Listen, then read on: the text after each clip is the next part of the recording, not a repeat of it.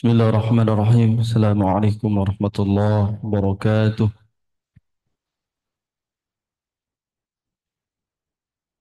الحمد لله. صلاة والسلام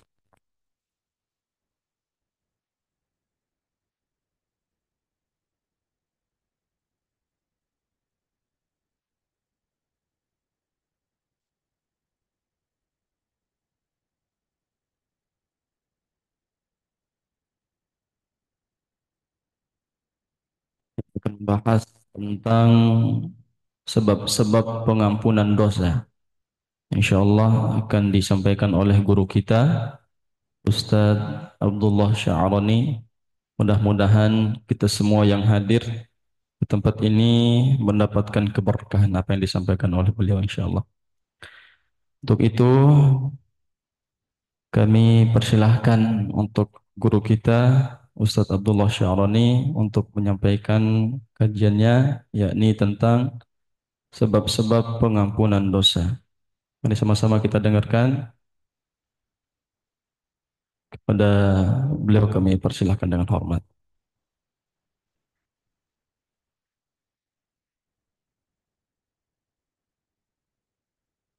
Bismillahirrahmanirrahim. Assalamualaikum warahmatullahi wabarakatuh. Alhamdulillahi ala ihsanih wa syukru lahu ala taufiqihi wa amtinanih. Wa asyhadu an la ilaha illallah wahdahu la syarika lah ta'ziman li sya'nih. Wa asyhadu anna Muhammadan abduhu wa rasuluh adda'i ila ridwanih. Allahumma salli alaihi wa ala alihi wa ashabihi wa ikhwanih. Amma ba'd. Jemaah salat subuh rahimakumullah, setiap manusia siapapun dia pasti tidak akan luput dari perbuatan dosa. Sebagaimana yang Nabi SAW sebutkan, kullu bani Adam khata'. Setiap anak Adam, yakni setiap manusia, pasti pernah melakukan dosa. Wa khairul khata'ina at-tawwabun.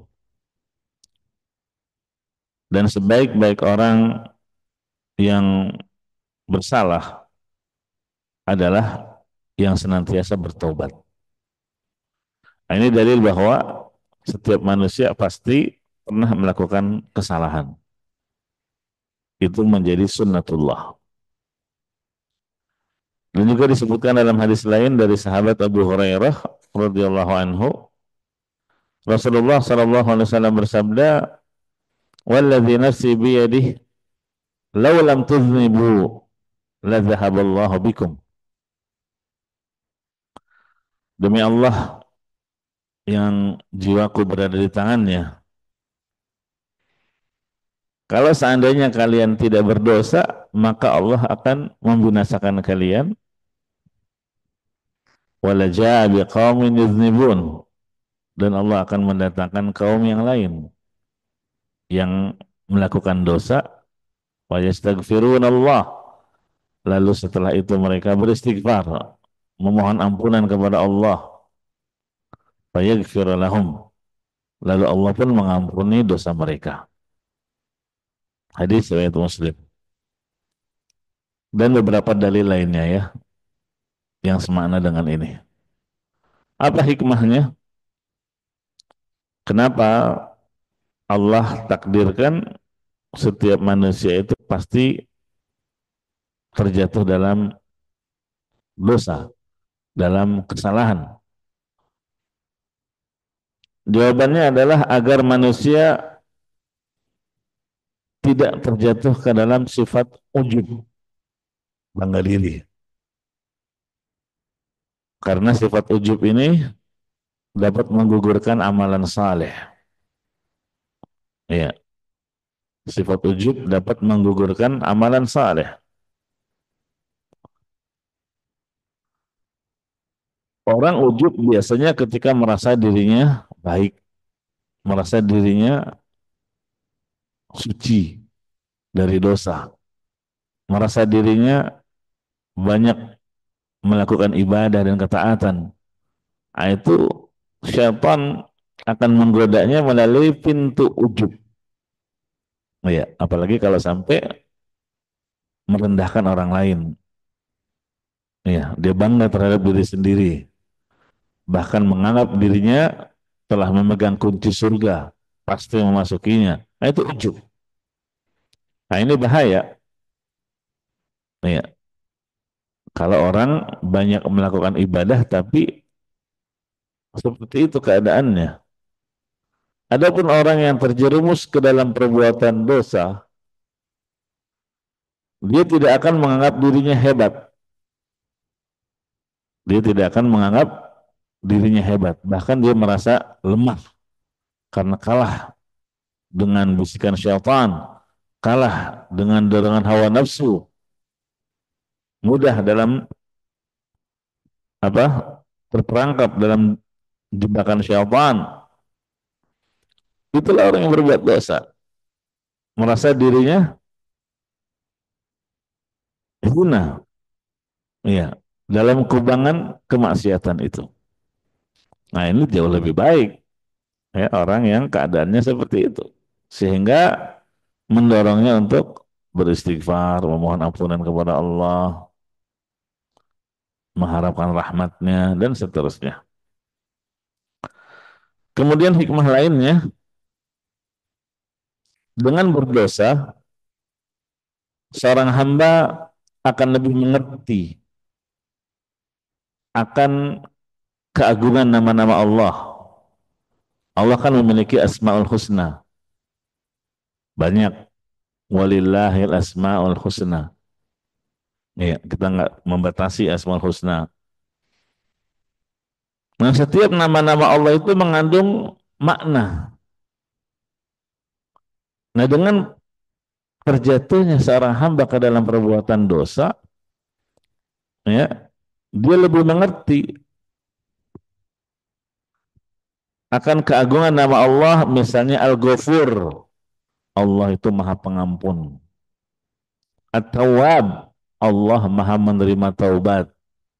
Al-Afu, Allah Maha Pemaaf. Yuhibbul afwa, dan Allah mencintai pemaafan.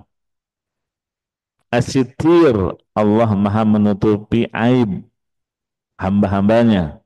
Al-Halim, Allah yang Maha menunda untuk memberi azab dan hukuman kepada para pendosa. Padahal mudah baginya untuk memberikan hukuman seketika hamba itu bermaksiat. Tapi Allah tunda. Ini nama-nama Allah. Al-Ghafur, At-Tawwab, Al-Afu, As-Sitir, Al-Halim. Ya, akan nampak ketika seseorang itu terjatuh ke dalam perbuatan dosa. Coba seandainya seluruh manusia suci dari dosa dan kesalahan, ya, lantas bagaimana dengan nama-nama Allah ini? Ya, nggak ada fungsinya. Ya, nah, itulah hikmah dari hadis Nabi Sallallahu Alaihi Wasallam, "Lau lam tuznibu la dhahaballahu bikum." Kalau seandainya kalian tidak berbuat dosa, Allah akan membinasakan kalian dan Allah justru akan mendatangkan kaum yang lain yang melakukan dosa. Kemudian kaum itu memohon ampunan kepada Allah, lantas Allah pun mengampuni mereka. Gitu ya. Nah, ini sudah menjadi ketetapan Allah Subhanahu wa taala. Kemudian jamaah rahimakumullah, dosa-dosa yang dilakukan oleh manusia itu sangat banyak. Ya, banyak modelnya. Ada dosa besar, ada dosa kecil. Dosa besar itu misalnya syirik, menyekutukan Allah, membuat tandingan bagi Allah dalam ibadah. Ya, itu dosa yang paling besar. Bahkan kalau mati dalam keadaan belum bertobat darinya, dipastikan tidak akan dapat ampunan Allah di akhirat. Innallaha la yaghfiru an yushraka bih wa yaghfiru ma duna dzalika liman yasha. Maka hati-hati dari dosa syirik ini. Ya, Allah tidak akan mengampuninya. Ya, orang yang berbuat kesyirikan di akhirat tidak akan dapat ampunan Allah. Apalagi dosa besar, durhaka kepada kedua orang tua. apalagi kepada ibu, ya, memakan harta riba, berzina, membunuh, mencuri, minum khamr, dan lain-lain. Itu masuknya kategori dosa besar. Dan ada dosa kecil, ya, bukan berarti perkaranya kecil. Dia dikatakan kecil karena dibandingkan adanya dosa dosa besar. Bahkan Nabi Shallallahu Alaihi Wasallam mengatakan ada orang yang dosanya sampai menumpuk menumpuk menggunung. Makanya tadi jangan pernah remehkan dosa-dosa kecil. Karena apa? Gunung itu terdiri dari kerikil-kerikil kecil, menumpuk dia. Yaji'u yaumal qiyamah nasun minal muslimin bidhunubin amsalil jibal. Kata Nabi SAW, nanti pada hari kiamat akan datang, ya, manusia minal muslimin, dari kalangan muslimin lah ini. Ya, dia datang membawa dosa seperti gunung. Ya, seperti kita lihat lah, muslim tapi korupsi, muslim tapi berzina, muslim tapi mabok, kan banyak, ya, muslim yang nggak taat. Nah, ini disebut minal muslimin. Tapi jemaah rahimakumullah, sekalipun dosa manusia itu sangat banyak, rahmat Allah sangat luas. Rahmat Allah sangat luas. Sebagaimana firman-Nya, "Wa rahmati wasi'at kulla syai'." Rahmatku meliputi segala sesuatu. Ini supaya apa? Kita tidak putus asa ketika banyak berdosa sehingga merasa dirinya binasa dan pasti masuk neraka sehingga tidak mau tobat. Ingat, nggak boleh putus asa dari rahmat Allah. Tapi jangan kemudian mengetahui rahmat Allah luas sehingga dia mengentengkan perbuatan dosa. Udahlah, lakukan aja, nanti juga diampuni oleh Allah. Allah kan Maha Pengampun. Nah, ini tertipu, ya. Salah satu tipu dari syaitan sehingga orang mengharapkan rahmat Allah tapi bukan dengan melakukan ketaatan, malah dengan mengentengkan dosa. Nah, ini sebuah kesalahpahaman. Iya. Jemaah rahimakumullah, jadi ayat ini adalah motivasi untuk para pendosa yang bergelimang dengan maksiat untuk taubat, memohon rahmat Allah, jangan putus asa. Karena rahmat Allah meliputi segala sesuatu. Maksudnya meliputi seluruh makhluk, makhluk yang di atas maupun yang di bawah, meliputi makhluk yang baik maupun makhluk yang fajir, makhluk mukmin, orang mukmin ataupun orang kafir. Ya, bukan hanya untuk orang-orang yang gemar ibadah, tapi juga terhadap para pelaku maksiat. Jadi tidak ada satu makhluk pun kecuali rahmat Allah telah sampai kepadanya. Nah, sekarang kita lihat apa di antara rahmat Allah Subhanahu wa taala bagi para pendosa, ya. Mungkin kalau untuk orang-orang yang beriman itu kan jelas. Memang mereka berusaha untuk mendapatkan rahmat Allah dengan melakukan ketaatan dan amal saleh. Iya, mereka mengerjakan apa? Salat, puasa, baca Quran, bahkan mendengarkan Al-Quran. Itu kan untuk apa? Untuk mendapatkan rahmat Allah. Nah, ini para pendosa pun bisa mendapatkan rahmat Allah. Jangan dikira dia tidak dapat rahmat Allah. Apa di antara bentuk rahmat Allah kepada para pendosa? Ya, nah, itu silahkan ya dilihat.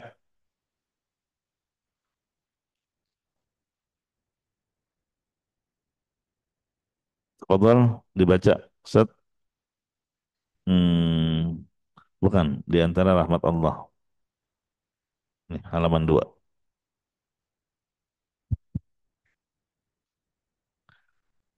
Minta air putih, minum, Pertama, minum. di antara rahmat Allah Subhanahu wa taala adalah Allah menutupi aib-aib dan dosa-dosa kita. Seandainya satu saja aib kita dibuka oleh Allah, niscaya tidak akan ada yang mau dekat dengan kita. Sebagaimana perkataan Muhammad bin Washi rahimahullah, kalau seandainya dosa-dosa itu ada baunya, niscaya tidak ada seorang pun yang akan duduk dekat denganku. Iya,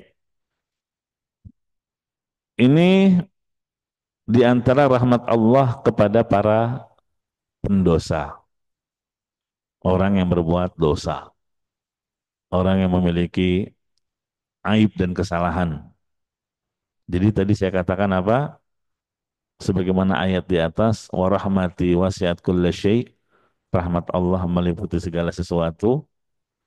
Ya, kita di sini menyebutkan kalau untuk orang yang melakukan ketaatan kan wajar. Memang mereka berusaha untuk mendapatkan rahmat Allah dengan amalan saleh.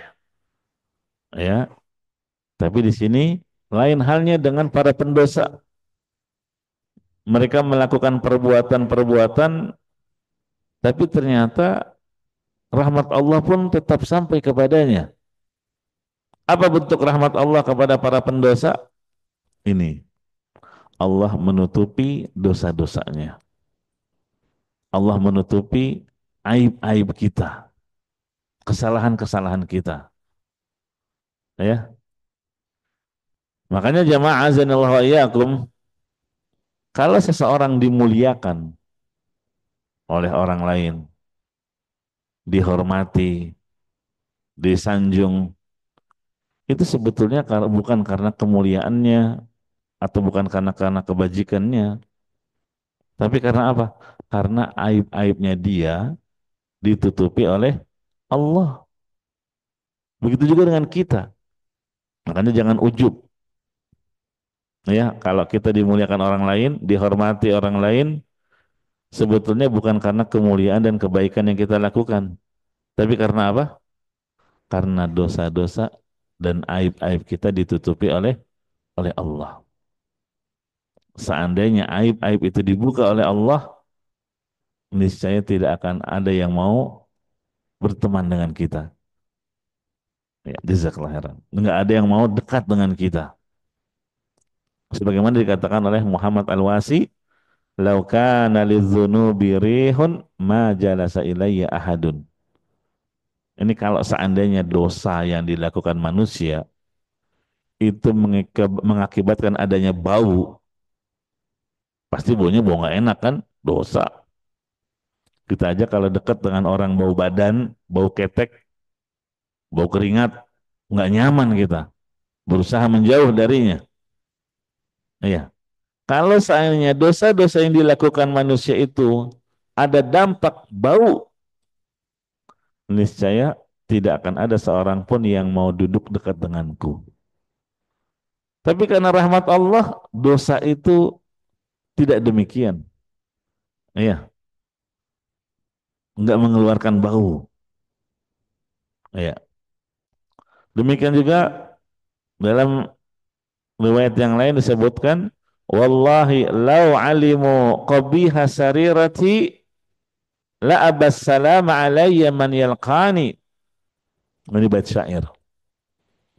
Demi Allah, seandainya manusia mengetahui hakikat rahasiaku tatkala aku bersendirian, ya, orang biasanya kalau sendirian di kamar, apalagi zaman sekarang ada HP, ya, berselancar ke dunia maya, mata tidak dijaga. Kata beliau, kalau seandainya orang-orang mengetahui bagaimana hakikat diriku ketika bersendirian, maka setiap orang yang bertemu denganku tidak akan mau memberi salam kepadaku. Gitu ya. Karena apa? Membenci. Ya. Oleh karena itu kita bersyukur kepada Allah yang telah menutupi aib-aib kita, keburukan-keburukan kita. maksiat-maksiat yang pernah kita lakukan ditutupi oleh Allah Subhanahu wa taala. Kalau saja Allah membongkarnya, binasalah kita. Ya. Nah, terus gimana kok kadang kita dapati juga ada orang yang dibuka aibnya oleh Allah? Jawabannya, kata para ulama, kalau suatu aib, ya misalnya suatu saat aib seseorang dibuka oleh Allah, itu biasanya tanda bahwa dia memang terlalu sering melakukan aib tersebut. Ya, artinya apa? Karena sudah terlalu parah dia melakukannya, udah terlalu sering, gitu ya. Adapun kalau orang yang melakukan keburukan itu pertama kali, ya biasanya akan ditutupi oleh Allah terlebih dahulu. Makanya tadi di antara salah satu nama Allah As-Sittir, yang maha menutupi kesalahan hambanya, menutupi aib-aib kita ketika kita terjatuh ke dalam dosa, gitu. Jadi itu seorang hamba ketika melakukan dosa pertama kali biasanya tidak langsung dibuka oleh Allah. Tapi kalau udah terlalu sering, ya udah melampaui batas, udah terlalu parah, maka ya dibongkar oleh Allah Subhanahu wa taala. Ya, kalau orang itu terus-menerus tidak pernah berhenti dari kemaksiatannya, suatu saat aibnya itu akan dibongkar oleh Allah Azza wa Jalla. Itu yang pertama, di antara rahmat Allah kepada para pendosa adalah apa? Allah menutupi aib-aib hambanya yang berdosa. Lanjut, Ustaz. Yang kedua, di antara rahmat Allah, Allah tidak mengazab hambanya saat si hamba sedang bermaksiat kepada Allah, tidak mematikan mereka tatkala mereka sedang bermaksiat kepadaku. Allah Al-Halim yang terus memberikan kesempatan kepada pelaku dosa untuk kembali kepadanya. Allah memberikan kesempatan kepada pelaku dosa agar bertaubat kepadanya. Ini juga di antara rahmat Allah kepada para pendosa, kepada orang yang bermaksiat. Apa itu? Allah tidak langsung azab orang itu ketika bermaksiat. Enggak Allah langsung kirim halilintar menyambarnya. Ya, tidak Allah langsung matikan dia tatkala sedang bermaksiat. Itulah yang dimaksud nama Allah Al-Halim. Al-Halim artinya zat yang maha memberi kesempatan kepada para pelaku dosa. Ditunda hukuman dan siksa. Diberi kesempatan kepada si hamba yang bermaksiat tadi untuk kembali kepada Allah. Istighfar dan taubat memohon ampunannya. Kalau itu dia lakukan, justru akan menambah catatan pahala kebaikan. Dosanya dihapuskan oleh Allah. Iya. Allah berfirman di surat An-Nahl ayat 61, "Walau yu'akhidullahu an-nasa bidzulmihim ma taraka 'alaiha min dabbah, walakin yu'akhiruhum ila ajalin musamma." Kalau Allah menghukum manusia karena kezalimannya, niscaya tidak akan ditinggal, tidak akan tersisa di muka bumi ini satu makhluk pun. Ini di surat An-Nahl 61. Kalau seandainya setiap orang yang berbuat zalim, berbuat dosa langsung dihukum oleh Allah, nggak akan ada yang tersisa di antara kita di muka bumi ini. Tapi apa? Allah tunda. Allah tangguhkan hukuman itu. Ya. فإذا جاء أجلهم لا يستأخرون ساعة ولا يستقدمون. Nah, hati-hati nih kalau udah dikasih kesempatan taubat, kesempatan istighfar, kesempatan kembali, nggak balik juga, tetap terus di atas dosa dan kemaksiatannya hingga datang ketetapan Allah, wah ini repot ya.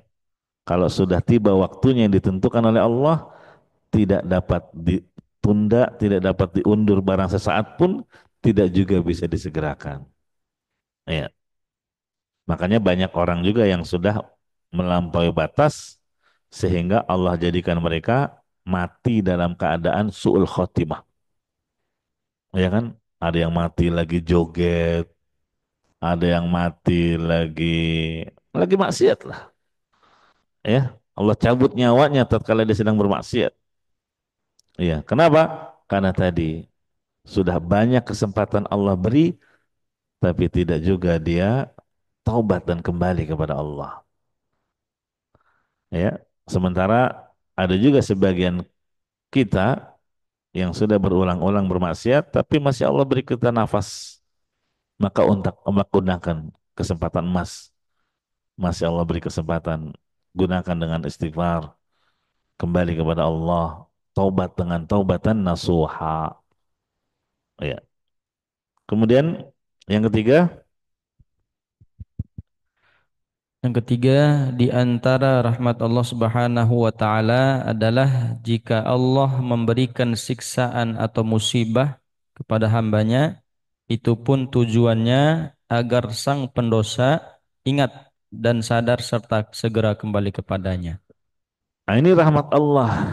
Jadi adanya musibah apapun bentuknya, ya, apakah menimpa diri kita, anak kita, keluarga kita, harta kita, kesehatan kita, banyak bentuk musibah. Itu tujuannya adalah untuk menyadarkan manusia supaya kembali kepada Allah, bukan karena Allah kejam, bukan karena balas dendam, tidak sama sekali. Tujuannya agar sang pendosa itu ingat dan sadar sehingga kembali ke jalan yang benar, ke jalan Allah Azza wa Jalla yang mengantarkannya ke surga. Sebagaimana Allah sebutkan, la'allahum yarji'un, agar mereka kembali kepada Allah. Itu rahmat Allah. Masih dikasih kesempatan untuk kembali lagi. Kemudian yang keempat, Di antara rahmat Allah Subhanahu wa taala adalah disediakannya amalan-amalan yang jika dikerjakan oleh seorang hamba menjadi sebab dihapuskannya dosa-dosa sebanyak apapun. jadi Allah sediakan amalan-amalan banyak, ya, amalan-amalan yang ganjarannya berupa pengampunan dosa. Dan jangan anggap remeh ya. Jangan anggap sepele suatu amal yang diiming-imingi Allah akan ampuni dosa-dosa kalian karena amalan itu. Ya, jangan anggap remeh. Makanya misalnya di kitab Tauhid Syekh Muhammad ibn Abdul Wahhab rahimahullah ketika menjelaskan tentang keutamaan tauhid, beliau hanya menyebutkan satu. Apa itu? Wa ma yukaffiru minaz dzunub. Bahwa tauhid keutamaannya menghapuskan dosa-dosa. Iya, seluruhnya. Padahal keutamaan tauhid itu banyak.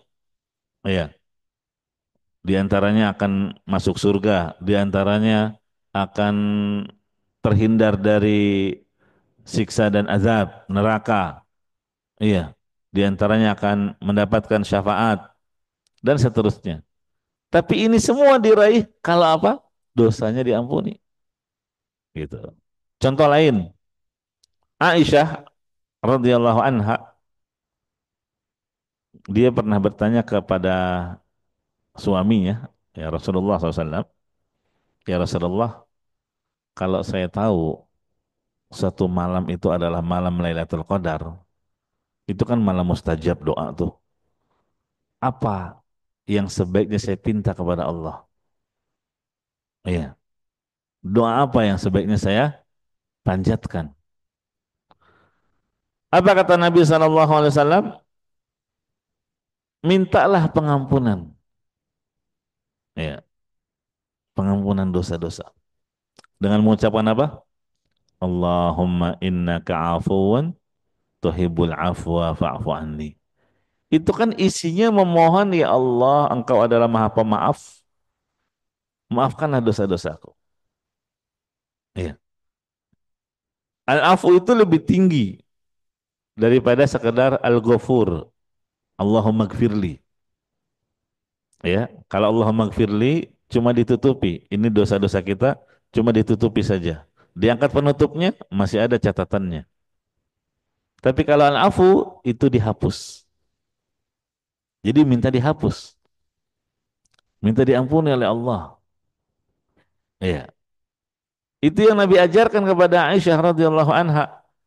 Kenapa Nabi tidak bilang ke istrinya, minta surga lah, minta ya Allah masukkan aku ke surga, selamatkan aku dari neraka. Kenapa Nabi nggak ajarkan itu?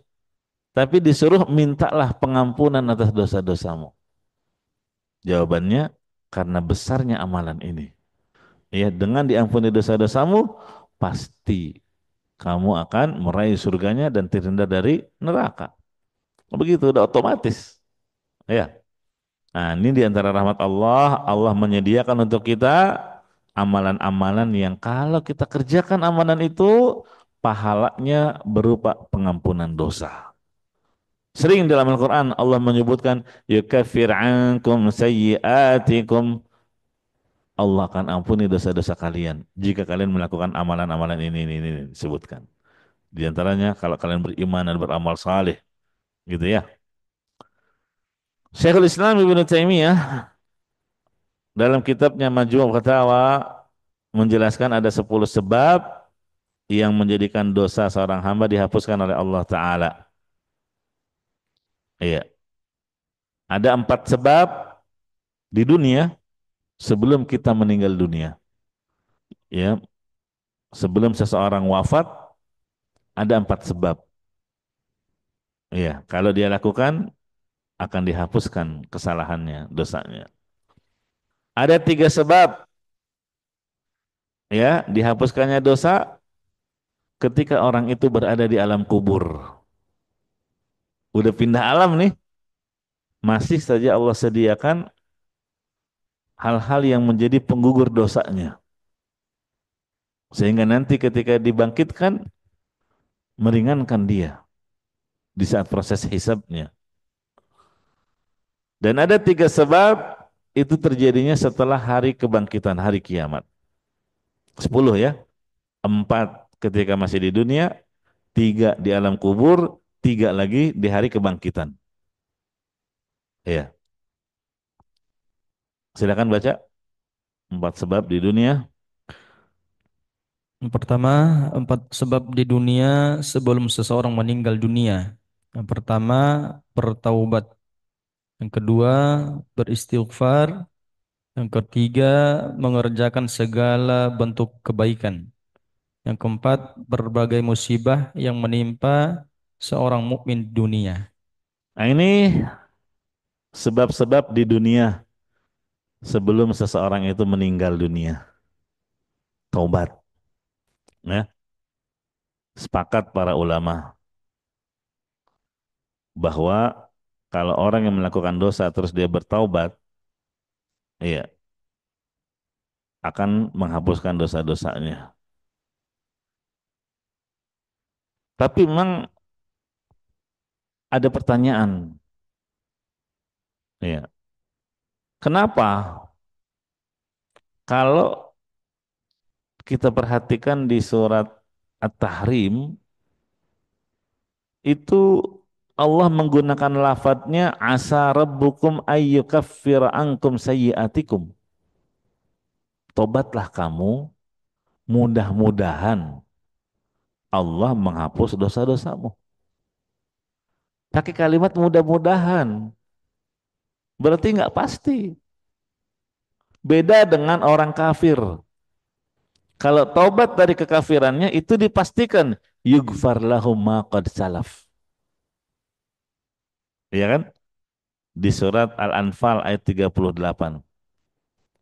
Iya. Makanya kata para ulama, sepakat kalau orang kafir taubat dari kekafirannya pasti diterima oleh Allah. Langsung diampuni dosa-dosanya oleh Allah. Dalilnya tadi Al-Anfal 38. Qul lilladzina kafaru iyantahu yughfar lahum ma qad salaf. Katakan kepada orang-orang kafir, kalau mereka taubat, berhenti dari kekafirannya, pasti Allah ampuni dosa-dosa mereka yang telah lalu. Lihat, itu apa? Redaksi kalimat yang Allah gunakan kalau terhadap orang kafir. Tapi terhadap orang yang beriman nggak ada kepastian. Allah hanya mengatakan asa rabbukum. Mudah-mudahan Allah mengampuni dosa kalian. Nah, makanya muncul pertanyaan, ya, kalau orang yang beriman ada khilaf, tobatnya diterima atau tidak? Iya, yang benar diterima, asalkan memenuhi syarat tobat. Nah, gitu ya. Jadi ada syarat-syaratnya. Nggak diterima langsung ketika itu juga sebagaimana si kafir begitu syahadat langsung diampuni. Tapi kalau orang yang beriman mau langsung diampuni tidak, penuhi syaratnya dulu 6. Gitu kan? Syaratnya di dunia apa syarat-syarat tobat itu ada pertama harus ikhlas. Yang mendorong dia tobat bukan karena duniawi. Misalnya tobat dari judi karena udah bangkrut, duitnya udah habis. Tobat dari zina karena sudah merasakan ada penyakit. Nah, itu nggak ikhlas namanya. Iya. Yang kedua, dia harus segera meninggalkannya, dosa itu. Yang ketiga, menyesalinya. Yang keempat, bertekad untuk tidak kembali melakukannya. Yang kelima, selama belum habis waktunya. Emang ada habis waktunya? Ada. Kalau ajal sudah sampai kerongkongan, udah habis waktunya. Atau kalau matahari sudah terbit dari barat, habis waktu tobat. Makanya Fir'aun tobat. Tapi ketika ajal sudah di kerongkongan, ketika dia sudah tenggelam di lautan, nggak diterima tobatnya. Iya. Dan yang ke berikutnya, kalau itu terkait dengan harta orang lain, ya dia harus berlepas dari hak pemilik. Diselesaikan dengan yang bersangkutan. Kalau itu hutang dikembalikan. Kalau dia zalim mengambil hak orang dikembalikan. Kalau terpenuhi syarat-syarat ini, baru dipastikan taubatnya diterima oleh Allah Azza wa Jalla. Itu jawabannya ya, terkait dengan pertanyaan ya, kenapa dalam Al-Quran di surat At-Tahrim Allah menyebut dengan asa, mudah-mudahan Allah ampuni dosa-dosa. Berarti nggak ada kepastian. Jawabannya tadi, dipastikan diampuni kalau terpenuhi syarat. Adapun kenapa Allah menggunakan kata mudah-mudahan di ayat ini sebagai isyarat bahwa mengampuni dosa bukan kewajiban Allah, ya, tapi Allah kalau mengampuni hamba itu merupakan karunia, kebaikan, anugerah darinya. Karena nggak ada yang mewajibkan Allah. Siapa? Wajib bagi Allah mengampuni saya? Nggak ada. Itu sebab pertama kenapa di sini Allah menggunakan kalimat asa, mudah-mudahan. Sebab yang kedua, sebagai isyarat agar seorang hamba jangan ujub, jangan terlalu pede, ya, bahwa dia udah tobat, pasti diampuni, pasti masuk surga, aman dari neraka. Jangan terlalu pede. Kita itu harus antara khauf dan roja. Kita hidup di dunia ini antara harap dan cemas. Mengharap rahmat Allah dan cemas akan dosa dosa kita. Begitu. Gitu ya. Eh Kemudian yang kedua istighfar yaitu memperbanyak kalimat astagfirullah wa atubu ilaih, astagfirullah wa atubu ilaih. Dan ini justru dilakukan setelah selesai beramal. Selesai sholat, astagfirullah. Gitu kan? Sampai Nabi selesai menyampaikan dakwahnya, surat terakhir yang turun surat An-Nasr. Ya, idza jaa nasrullahi wal fath Ini sudah meraih kemenangan. Mekah yang tadinya negeri kafir menjadi negeri Islam. Wa ra'aitan nasa yadkhuluna fi dinillahi afwaja. Manusia berbondong-bondong masuk Islam. Ya, maka kata Ibnu Abbas, surat ini tanda ajal Nabi sudah dekat. Apa perintah Allah kepada nabinya? Begitu menutup risalah dakwahnya, fasabbih bihamdi rabbika wastaghfirhu. Perintah untuk banyak istighfar. Bertasbihlah, bertahmidlah, dan istighfarlah. Terkumpul dalam kalimat, Subhanakallahumma wa bihamdika Allahumma gfirli. Ini Nabi baca dalam ruku dan sujud. Setelah turun surat An-Nasr, ini yang paling sering Nabi baca. Subhanakallahumma rabbana, ini fasabbih, wa bihamdika, ini tahmid, Allahumma gfirli, ini wastagfirhu. Iya itu ya. Nah, kemudian yang ketiga, mengerjakan segala bentuk kebajikan, ya, karena banyak ya amal-amal kebaikan, ada wudhu, ada azan, ada berjalan menuju masjid, ada mengamini bacaan imam, ada membaca zikir setelah salam, itu yang mengiringi salat fardu, ya, dan yang lainnya, ada umrah. Setiap amal kebaikan kalau dilakukan ikhlas karena Allah, kita harapkan bukan hanya dicatat pahala, tapi juga dihapuskan dosa. Gitu. Maka perbanyak amal kebajikan. Ketika terbuka pintu itu, masuklah sebelum pintu itu tertutup. Kemudian berbagai musibah yang menimpa seorang di dunia itu juga menghapuskan dosa-dosanya. Itu 4 sebab ketika di dunia. Kemudian lanjut sedikit lagi. Kemudian ada 3 sebab dihapuskan dosa-dosa setelah seseorang meninggal dunia dan ia berada di alam barzah atau kubur. Yang pertama, doa dari seseorang mukmin untuk saudaranya yang telah meninggal dunia. Yang kedua, menghadiahkan pahala untuk si mayit. Yang ketiga, segala yang terjadi di alam kubur, baik yang berupa fitnah kubur, azab kubur, dan sebagainya. Ya, ini 3 sebab dihapuskannya dosa seseorang, dibersihkan ketika dia sudah di alam barzah. Pertama, kalau dapat kiriman doa. Makanya dari anak yang saleh terutama. Tapi nggak mesti dari anak saleh syaratnya. Dari temannya, dari kerabatnya, dan dari kaum muslimin, muslimat secara umum. Oh ya, maka dianjurkan untuk ziarah kubur, dianjurkan untuk berdoa, memohon ampunan untuk orang-orang yang telah meninggal dunia. Allahumma kfiril mu'minin wal mu'minat wal muslimin wal muslimat al ahya'i minhum wal amwat. Kan gitu.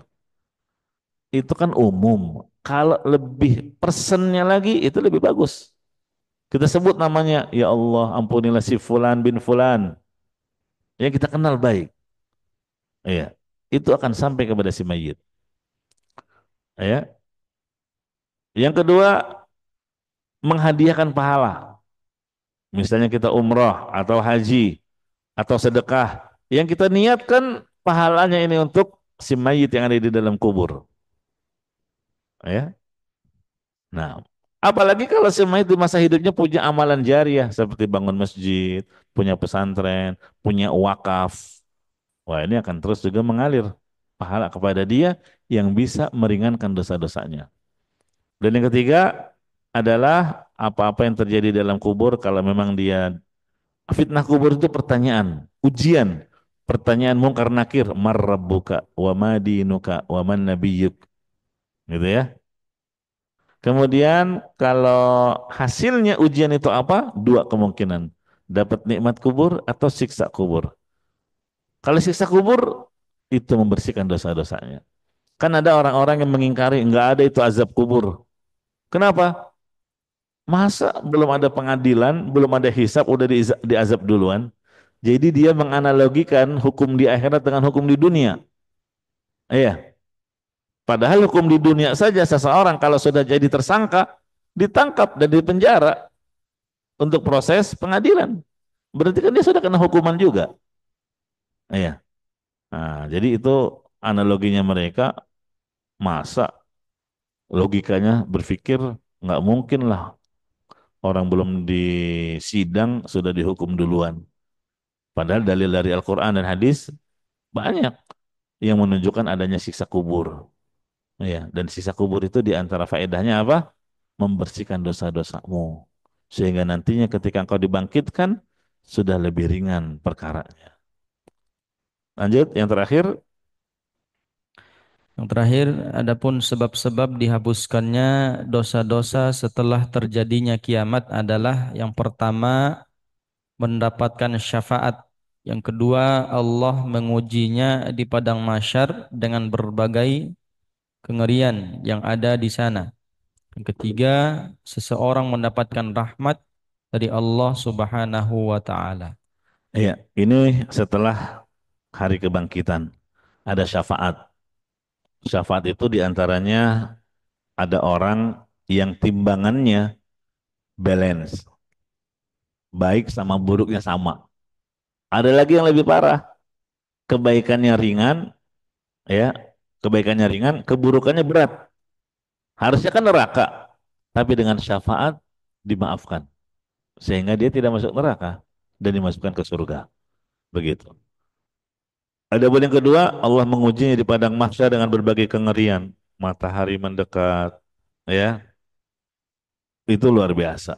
Banyak kengerian di sana. Berbagai kengerian, huru hara hari kiamat itu pun dalam rangka untuk menghapuskan dosa-dosa kita. Ya, dan yang terakhir, orang betul-betul diampuni dosanya itu hanya karena rahmat dari Allah. Sehingga ada orang dimasukkan ke surga, ya, padahal dia nggak pernah berbuat kebaikan sedikit pun. Iya, tapi dengan rahmat Allah. Kan ada hadis yang menyebutkan manusia terakhir keluar dari neraka dan manusia terakhir dimasukkan ke surga. Gitu ya. Itu orang yang nggak pernah berbuat kebaikan sedikit pun. Tapi kenapa Allah berlaku seperti itu, berbuat seperti itu kepadanya? Sebatas semata-mata karena rahmat Allah Azza wa Jalla. Selesai? Ya, Alhamdulillah yang bisa kita bahas pada kesempatan kali ini. Dan mohon maaf kalau ada kelebihan waktu, ya, melampaui waktu yang sudah diberikan. Silakan kalau ada pertanyaan, tafadhalu. Barakallahu fikum. Baik, terima kasih. Itulah tadi penyampaian dari guru kita, yakni tentang sebab-sebab pengampunan dosa. Mudah-mudahan apa yang beliau sampaikan bisa kita amalkan insya Allah. Selanjutnya kita membuka sesi pertanyaan bagi jamaah via Zoom atau via offline yang ingin bertanya kami persilahkan dengan hormat.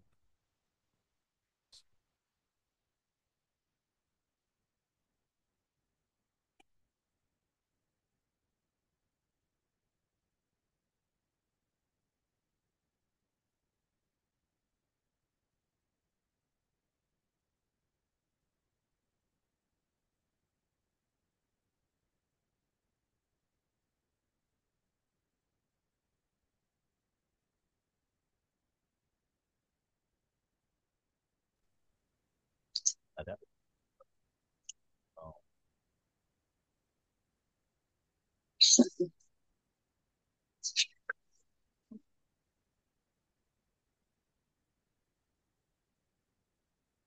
Pak. Boleh cukup.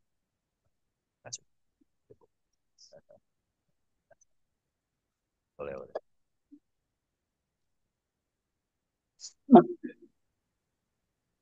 Assalamualaikum warahmatullahi wabarakatuh. Waalaikumsalam. Ustadz tadi di poin-poin yang terakhir Ustadz, eh, tiga sebab yang dihapuskannya dosa setelah seseorang meninggal dunia dan ia berada di alam barzah. Hmm. Kira-kira mohon maaf nih Ustadz, apa yang kita barangkali kan punya keluarga, punya teman gitu ya Ustadz yang memang mohon maaf ya dalam kesehariannya tuh membuat hati kita tidak nyaman terhadap orang itu.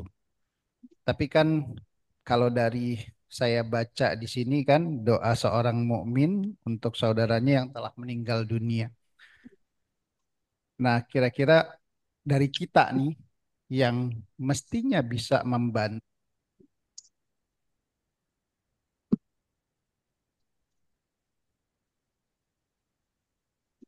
Hilang suaranya.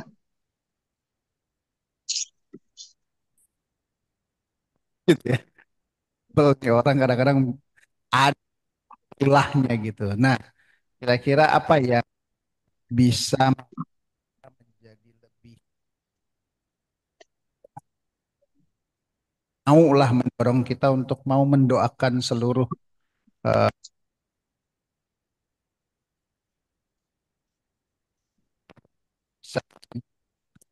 surga agar Ya. lebih lebih lebih baik. Ya, Ustaz. Barakallahu fiik. Memang punya rasa sebel, kesel terhadap orang yang pernah menyakiti kita, menzalimi kita, itu wajar, manusia. Abu Bakar As-Siddiq radhiyallahu anhu, dia pun kesel, sebel sama saudaranya yang selama ini sering dibantu oleh Abu Bakar As-Siddiq, kasih donasi kebutuhan hidup, namanya Mistah, ya, kalau nggak salah ya, masih kerabat dengan Abu Bakar As-Siddiq. Tapi ternyata si Mistah ini termasuk yang terkena fitnah, ikut menyebarkan fitnah Aisyah berzina. Karena Aisyah pernah dituduh berzina tuh sama orang-orang munafik. Oh iya, yang disebut dengan hadisul ifk. Nah, si Mistah termasuk yang menyebarkan berita itu. Wajar kalau Abu Bakar merasa kesel sama dia, jengkel. Ini gimana air susu dibalas air tuba? Sejak saat itu dia pun menghentikan donasinya, nggak lagi dibantu, di stop biar tahu rasa. Tapi ternyata turun pembelaan dari Allah terhadap Aisyah, bersih nama baiknya sampai 10 ayat. Nah, Mistah taubat dari perbuatannya yang ikut menyebar fitnah tadi. Iya, Allah memaafkan kesalahannya. Tapi Abu Bakar Siddiq masih belum bisa memaafkan. Gitu ya. Sampai turun ayat, ya, teguran Allah kepada Abu Bakar Siddiq. Ya. Nah, itu ada di Al-Qur'an ya. eh Teguran Allah Subhanahu wa taala agar Abu Bakar itu memaafkan, ya. Sebentar,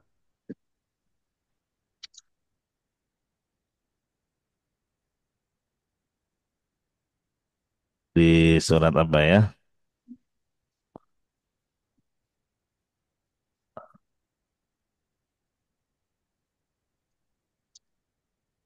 Iya. Intinya apa? Pada akhirnya ketika Allah mengatakan kepada Abu Bakar turun ayat, apakah kamu tidak ingin dimaafkan kesalahan-kesalahanmu oleh Allah? Ya tentu ingin. Kalau begitu, maafkan juga kesalahan saudaramu. Ya. Nah, sejak saat itu akhirnya, ya Allah, aku ingin dosa-dosaku, kesalahan-kesalahanku diampuni olehmu, dan aku pun memaafkan Mistah. Akhirnya apa? Kembali beliau memberi donasi dan bantuan lagi. Ya, kepada orang yang pernah menyakitinya.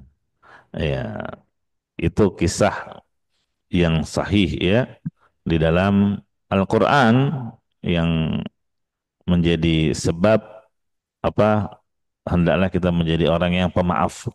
Khudil afwa, jadilah engkau maaf. Kalau kamu ingin dimaafkan oleh Allah Subhanahu wa taala, maka maafkanlah orang-orang yang pernah menyakitimu, menzalimimu, ya. Dan juga hadis Nabi sallallahu alaihi wasallam, irhamu turhamun, sayangilah manusia, niscaya kamu akan disayangi oleh Allah, waghfiru yaghfirullahu lakum, dan maafkan kesalahan orang, niscaya Allah pun akan maafkan kesalahan-kesalahanmu. Itu yang namanya al-jaza min jinsil amal. Balasan sesuai dengan jenis perbuatan. Gitu ya. Dan Nabi juga melarang la tasubul amwat. Jangan lagi kamu mencela, mencaci maki orang yang meninggal dunia. Kenapa? Karena urusannya sudah selesai. Dosa-dosa, kezaliman, kesalahan yang dia perbuat sudah Allah balas. Iya. Nah, kita sudah cukup, ya. Sudah cukup dengan hal itu. Iya. Kalau dia seorang muslim, ya tetap kita doakan semoga Allah mengampuni dosa-dosa dan kesalahannya. Iya. Demikian wallahu a'lam bissawab. Oh ya, tadi di surat An-Nur ayat 22 dalil tentang wal ya'fu wal yasfahu. Kata Allah, hendaklah apa mereka berlapang dada, memaafkan. Ala tuhibbuna ayyaghfirallahu lakum? Apakah kamu tidak ingin Allah mengampuni dosa-dosamu? Iya. Langsung Abu Bakar bilang, tentu ya Allah. Aku ingin agar diampuni dosa-dosaku. Iya. Maka akhirnya Abu Bakar pun kembali memberi infak kepada Mistah yang dulu sempat berhenti karena sakit hati. Ya, begitu ya, di surat An-Nur ayat 22. Baik, terima kasih. Mungkin ada via Zoom yang ingin bertanya, kami persilahkan.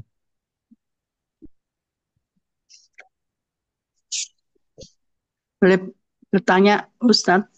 Silakan Ibu. Assalamualaikum warahmatullahi wabarakatuh. Waalaikumsalam warahmatullahi wabarakatuh. Tadi disebutkan bahwa sebab dosa diampuni salah satunya juga kiriman doa. Putus-putus Kemudian yang tadi. juga Kenapa itu? ya, kemudian juga kiriman misalnya wakaf atau perbuatan baik lainnya seperti ya kalau umroh, badal haji dan sebagainya macam-macam.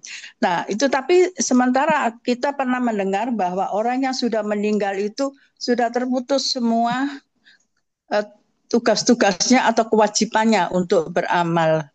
Nah itu bagaimana Ustadz? Oh, di situ jelas. Itu saja. Wassalamualaikum warahmatullahi wabarakatuh. Maaf, di sini ada gangguan suaranya Ibu, terputus-putus. Oh, Kayaknya dari speakernya ya. iya. Oh, sinyal. Baik. Tapi tadi dari Pak Dokter bagus. Enggak? Oh iya. Coba diulang. Itu diulang. Baik. Bismillahirrahmanirrahim. Assalamualaikum warahmatullahi wabarakatuh. Jadi tadi dijelaskan salah satu sebab diampuni dosa adanya kiriman perbuatan baik oleh kerabat, anak dan sebagainya. Antara lain perbuatan itu badal haji ya, dikenal badal haji, kemudian juga umroh dan juga wakaf ataupun perbuatan baik lainnya. Nah, namun sementara kita pernah mendengar bahwa orang yang sudah meninggal itu maka terputus semua kewajiban-kewajibannya. Nah, ini bagaimana kaitannya dengan yang Ustadz jelaskan tadi? Assalamualaikum warahmatullahi wabarakatuh. Waalaikumsalam warahmatullahi wabarakatuh. Terima kasih Ibu. Mohon maaf sehingga ada pengulangan pertanyaan karena yang tadi ada gangguan sinyal.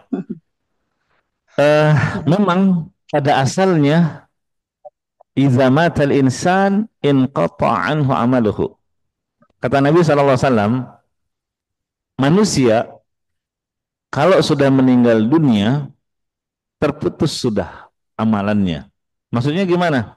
Dia tidak bisa lagi menambah catatan amal kebaikannya dan tidak bisa menghapus dosa dan kesalahannya. Beda dengan kita yang masih hidup. Kita masih bisa menambah catatan amal kebaikan dengan beribadah, melakukan ketaatan, amal saleh, sedekah, gitu ya. Orang yang meninggal dunia udah terputus, tidak bisa lagi menambah catatan amal kebaikan. Dosanya tidak lagi bisa dia hapus dengan istighfar, taubat dan yang lainnya. Itu yang dimaksud hadis. Pada asalnya demikian. Orang kalau meninggal dunia sudah terputus amalannya. Kecuali 3, sedekah jariah. Ini dari si mayit di masa hidupnya. Dia punya wakaf, ya, atau dia punya amalan sedekah yang pahalanya terus mengalir. Misalnya bangun masjid, bangun pesantren, gali sumur. Kedua, ilmu yang bermanfaat yang diajarkan dan manfaatnya itu masih terus berlangsung bagi Islam dan kaum muslimin. Misalnya kita mengajarkan seseorang, terus orang itu mengamalkannya. Sholat saja misal, atau baca Quran. Yang diajarkan masih hidup. Selagi dia sholat, selagi dia baca Quran, dia dapat pahala. Dan kita yang mengajarkannya juga dapat pahala. Dan yang ketiga, anak saleh yang mendoakan. Gitu ya. Nah, jadi penyebutan 3 bukan batasan. Sehingga amalan-amalan yang bermanfaat untuk si mayit di dalam kuburnya itu ada yang berasal dari diri dia di masa hidup. Contohnya tadi wakaf, ya, atau sedekah jariah, atau amalan seperti mengajarkan ilmu bermanfaat di masa hidupnya. Ya. Dan ada yang dari orang lain. Contohnya tadi doa kaum muslimin, muslimat, mukminin, mukminat. Atau orang membayarkan hutangnya karena sampai meninggal dunia utangnya belum lunas semua. Ya, ini kan berbahaya untuk si mayit. Ya, bisa kita bayarkan utangnya. Itu akan membebaskan dia dari siksa di sana. Intinya harus dengan dalil untuk menyebutkan amalan-amalan yang bisa bermanfaat sampai kepada si mayit itu dengan dalil. Kenapa? Karena ini perkara gaib. Alam barzakh. Nggak ada yang tahu keadaan di sana gimana kecuali Allah Azza wa Jalla. Sehingga untuk menetapkan amalan ini bisa sampai harus dengan dalil. Ya. Nah, dalil-dalil menunjukkan kalau yang dilakukan oleh orang lain tadi sedekah, ya, kemudian membayarkan utangnya, kemudian kalau dia punya utang puasa pun kita bayarkan utang puasa sampai kepada dia, ada dalilnya juga. Haji, umrah, ini juga ada dalilnya. Adapun mengirimkan bacaan Al-Quran, itu ada khilafiyah. Ada perbedaan pendapat di kalangan ulama. Ya, ada berpendapat sampai juga karena itu termasuk amalan salih, ada yang mengatakan tidak. Ya, jadi ada yang disepakati oleh ulama, ada yang ada diperselisihkan. Begitu. Jelas Ibu? Jadi eh, apa yang bermanfaat kepada si mayit itu ada 2 sumber. Sumber pertama dari dia diri sendiri di saat dia masih hidup, ya, berupa wakaf, sedekah jariah, ilmu bermanfaat, ya. Dan yang kedua, yang sumbernya dari orang yang masih hidup di dunia. Bisa jadi dari anaknya, kerabatnya, atau kaum muslimin, muslimat secara umum. Berupa apa itu? Tadi yang kita sudah sebutkan. Harus dengan dalil. Demikian, wallahu a'lam. Terima kasih. Ya, sama-sama Ibu. Baik, terima kasih. Selanjutnya mungkin ada penyampaian dari Bapak Syarif. Baik, Assalamualaikum warahmatullahi wabarakatuh. Waalaikumsalam. Waalaikumsalam. Pak Ustadz, Bapak sekalian, saya singkat saja ya. Akhir-akhir ini saya selalu mencoba untuk merumuskan sesuatu hal yang berkaitan dengan posisi Allah ya terhadap kita. Yang saya lihat bahwa penekanan tentang rahmat Allah ini sangat penting, Pak. Jadi apapun kita jangan berburuk sangka pada Allah, itu ada dalam ayat, Pak ya. Jadi ini memang penting agar kita ya mindsetnya itu dengan bahwa Allah itu kita yakin akan selalu merahmati kita kapanpun ya, kesempatan itu ada. Dan dengan keyakinan kita insya Allah tadi ya orang yang tidak berbuat apapun dapat, apalagi memang kita punya keyakinan. Salah itu Pak yang penting. Dan kemudian saya terima kasih Pak, banyak hal-hal yang kita belum dapat informasinya tentang misalnya terutama hari kiamat tuh ternyata memberikan sesuatu ya pada kita ya, karena diberikan juga apa namanya ujian pada kita, dan itu ada juga pengaruhnya terhadap ya posisi kita di hadapan Allah. Saya pikir ini hal yang banyak yang disampaikan. Sekali lagi terima kasih. Mudah-mudahan akan menambah keimanan kita dan juga sikap kita terhadap Allah Subhanahu Wa Taala. Terima kasih, Pak. Ya, barakallahu fiik. Baik, terima kasih. Terima kasih kami ucapkan kepada seluruh jamaah yang hadir di Masjid Redor Hidayah dan via Zoom dimanapun berada. Pertama, mudah-mudahan kita yang hadir pada kajian kali ini mendapatkan keberkahan insyaallah. Kemudian kita doakan juga guru kita Ustadz Haji Abdullah Sya'roni, mudah-mudahan Allah panjangkan umurnya, Allah sehatkan selalu badannya, amin ya rabbal alamin. Dan kita yang hadir di sini mudah-mudahan Allah ampuni segala dosa-dosa kita, amin ya rabbal alamin. Untuk itu kami minta Ustadz untuk menutup daripada kajian kali ini. Ya, baik, terima kasih. Jazakumullah khairan. Apa atas waktu yang telah diberikan, dan memang harus meluangkan waktu untuk hal semacam ini karena waktu termasuk yang akan dimintai pertanggungjawaban di hadapan Allah Subhanahu wa taala. Apalagi kita sadar kita dilahirkan dalam keadaan bodoh. Wallahu akhrajakum min butuni ummahatikum la ta'lamuna syai'a. Ya, semua manusia lahir dalam keadaan tidak punya ilmu. Maka kita harus mencari ilmu dalam rangka mengurangi kebodohan ini sedikit demi sedikit. Ya, dengan cara seperti ini diantaranya. Ya, duduk di majelis ilmu. Semoga Allah berikan keistiqomahan kepada kita, karena dengan cara seperti ini Allah akan mudahkan langkah kaki kita menuju surganya kelak. Kita tutup. Subhanakallahumma bihamdika asyhadu an la ilaha illa anta astaghfiruka wa atubu ilaik. Walhamdulillahi rabbil alamin. Wassalamualaikum warahmatullahi wabarakatuh.